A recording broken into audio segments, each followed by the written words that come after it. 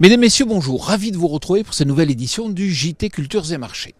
Nous commencerons cette émission en évoquant le retour de la nervosité sur les marchés agricoles. Nous ferons ensuite un point sur le bon développement des cultures en France avant de nous intéresser aux perspectives de production en Amérique du Sud. Enfin, nous évoquerons la forte volatilité des cours du colza sur Euronext. La nervosité a regagné les marchés agricoles ces dernières semaines. Il faut dire que les incertitudes sont nombreuses concernant la politique d'exportation de la part de la Russie. En effet, en fin de semaine dernière, la Russie a évoqué la possibilité d'arrêter les exportations de blé et de tournesol si les coûts de production des agriculteurs russes ne sont pas couverts. Cette information a ainsi mis un terme à la forte pression vendeuse des fonds et permet au marché enfin de respirer. En France, les conditions climatiques depuis les semis sont optimales sur la majeure partie de la zone de production.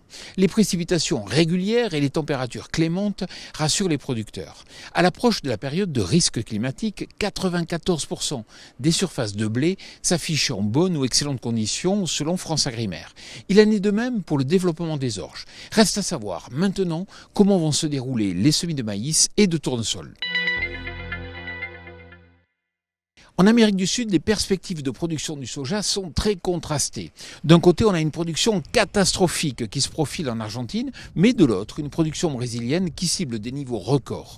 En effet, à l'heure où 70% des surfaces de soja sont récoltées, les estimations de production s'affichent autour des 150 millions de tonnes au Brésil, donc bien supérieures aux 130 millions de tonnes de l'an passé, et même au-delà du précédent record de 140 millions de tonnes en 2020.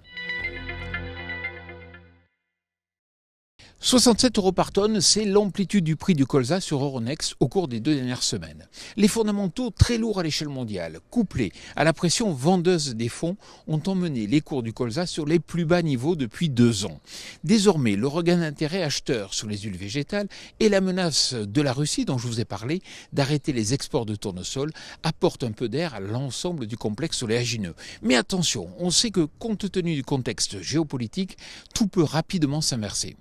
Voilà, le JT Culture et Marché, c'est terminé. Je vous souhaite bien sûr une excellente semaine.